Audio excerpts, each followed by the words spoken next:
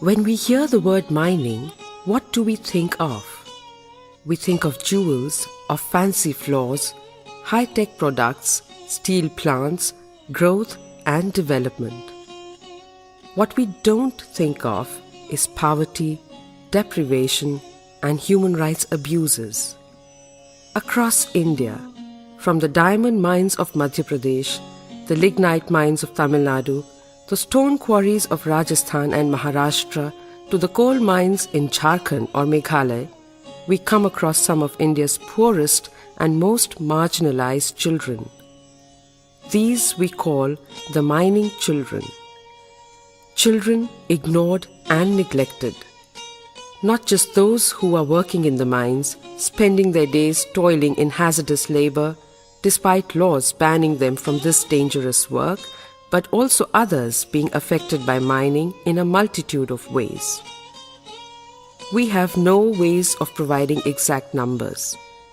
The number of stones they break, the number of debts they repay, the number of nights they starve, the numbers that have lost their parents or watch them dying each day with tuberculosis, the numbers who are victims of rape and exploitation. But their stories are real. Mining displaces them from their homes, lands, and forests that they knew as their own. Malnutrition sets in, as loss of agricultural land means impacts on diet and food security.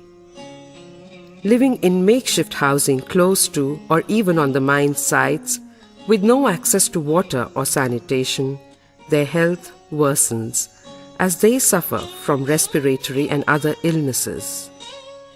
Impact of radiation in uranium mining is by now well documented.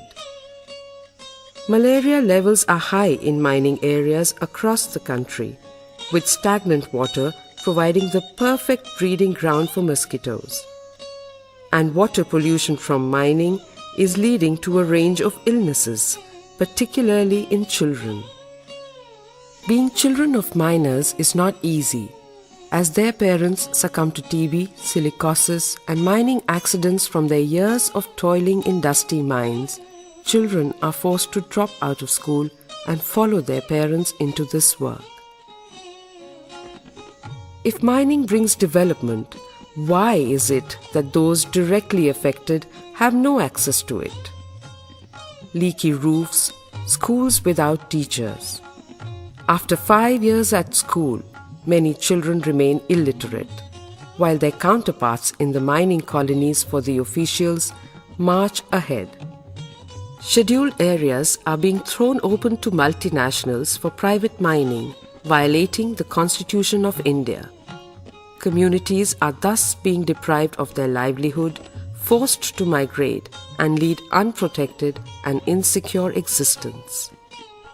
The paradox lies in the fact that neither the mining industry nor the mining administration is legally responsible for protection of their rights.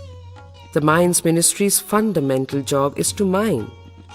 And so the vicious cycle of poverty, indebtedness, and ill health continues, with children forced to follow in their parents' footsteps, leading dangerous and miserable adult lives at a young and vulnerable age.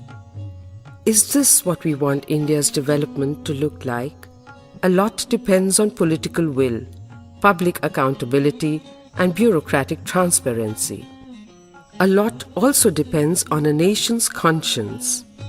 Let us not forget, whilst we enjoy the benefits, the fancy floors, the pretty jewelry, unlimited power supplies, these mining communities and their children are paying a hefty price.